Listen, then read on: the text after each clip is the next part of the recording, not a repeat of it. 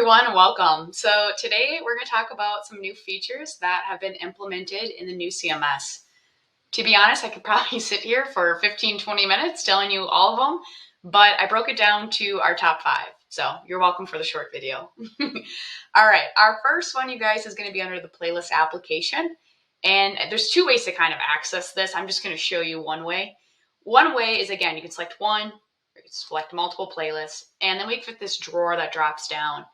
And you can see these 2 buttons, schedule content and add content. So what we've done, you guys, is that we've completely split up 2 different workflows. One workflow is people have content and they just want to add it to a playlist. They'll go and manage it, a different day or different week. Meaning, when I say manage, they'll physically remove it, or maybe they'll add, scheduling to it. But the goal that they're trying to accomplish is just literally get it added to the playlist. The second workflow, which we're all really familiar with, is the schedule. So here's my asset. I upload it. I go and schedule it. I'm going to push it to one or multiple playlists. So that's really the big highlight, because depending on your guys' work scenario, we're accommodating both. Now, just to kind of dig in here just a little bit deeper. So under the add content, again, anything you do here is going to run 24/7. We can upload a file. We can retrieve anything from the media library. We can actually do a Canva design in here. So again, I know most people, they like to start in Canva and then export it. Totally fine. That's your guys' workflow. Don't change a thing. What you would do is just come into upload, obviously upload that asset. Or you can literally stay in the Reach system and create a Canva slide on the fly. The design editor, that's our old announcement editor. So we gave it a complete facelift and we've called it Design Editor. And then we have video URL. The schedule content, the things that you can do under there is you can retrieve from a media library file, and you can add a video URL. Here's the only call out I'm going to say, just because I know the team is working on it and it will be implemented in just a couple weeks, is we're adding an upload. So that was the only thing that's kind of missing here. And again, let me explain that, just because I feel like if I explain the workflow, you're going to be like, oh my gosh, Michelle, yes, I'm glad that you guys are doing this. Let's say you're in Canva again, you got your pretty slide and you export that as a JPEG. Right now, you know that you want to schedule that content. Well, as you can see, the only thing that you can do is you have to upload it into the media library first. Then you got to come back here to go schedule it. It's already too many steps. So what we're doing is we're adding another flexibility right here that will say upload content. What you can do is you can take that Canva design, upload it. Once it's done uploading, then you can schedule it and push it to, again, one or multiple playlists. So just wanted to call that out, kind of a little sneak peek there, that it is coming in a couple weeks. All right, so that is our first one. Our second one is just the connection between playlist and players.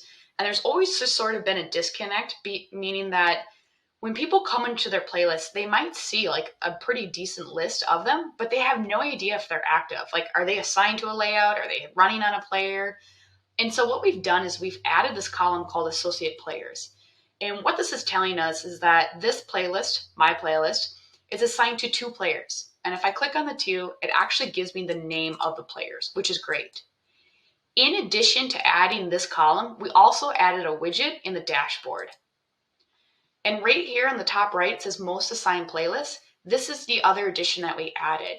Again, it's letting us know that my playlist is assigned to 2 players. And it's the most used playlist because it's assigned to the most players. So again, just trying to sort of make a better connection of playlist and players. All right, our third one, we're going back into the playlist, of course. And this time I'll actually click into one. All right, so our next one here is when you select one, again, or multiple, and up in the top right corner here, we have duplicate and we have remove. Now, before, you could just remove from this playlist, but a lot of you are pushing content, the same content, to multiple playlists. And it can be sort of, annoying having to go into each playlist to remove the same asset over and over. And so what we're doing is we're doing that logic for you, making things a little bit easier to remove. So we have this remove from all playlists. And if I select that, it's telling me the name of the assets that I've selected. And then what it will do is it'll tell me what playlist this asset is also assigned to. So I only have these assets assigned to the one playlist I'm in, but in theory, if I had them both assigned to 4 or 5, again, all those playlists would be listed here. All right, so our fourth one is going to be the design editor, which you can access, throughout the system in multiple ways. But to kind of refer back to what the design editor is, it's really in our legacy platform. It's called Announcement Creator. This is the new platform. So we completely rewrote this. We do have a series of templates that you can sort of choose from. Obviously, the goal here is to be able to switch out assets easily. In addition, we do have some preset text too. So kind of some combination text. I know the color is black, so it might be a little hard to see here. But again, you can kind of choose from some of these. In addition, we're also pulling in Google Fonts, which means we have about 200-300 fonts for you to sort of leverage as you create these slides. We're always providing stock photos. Again, you can search through them as well. We have some preset templates. You can physically upload the assets. We have some cool backgrounds as well. So if you kind of want to spice things up, again, we have some backgrounds that you can utilize. And we do have some layering as well. So again, it's kind of one of those things where you just need to kind of dig in and sort of play around with. The last and final thing, and I'll kind of move myself to the left here, is the uploading. So again, you can upload assets in multiple areas. We always encourage you guys to upload in the playlist versus the media library, but since I'm in this application, what you can do or what you can see here is when I upload files, and I'm just going to drag and drop a whole bunch of stuff in here. And this part you can actually ignore, it's just for testing purposes. But right here, in the bottom right corner here, we have this what we call an uploading toast. And this, what it does is it allows you to continue on with the applications on this left side. So you're not stopped using the system. You can continue on with the playlist or designer and calendar until all your assets are done. If anything fails, what we do is we give you a notification, of course, letting you know what's going on. And then in addition, where this bell is, in the top right corner here, you'll actually get what we call a global notification. Again, letting you know that a particular asset just didn't upload it successfully. But of course, you can collapse this, right? You can kind of continue on with your workflow. So that was the top 5 things that I found to be, the biggest sort of enhancements we've made.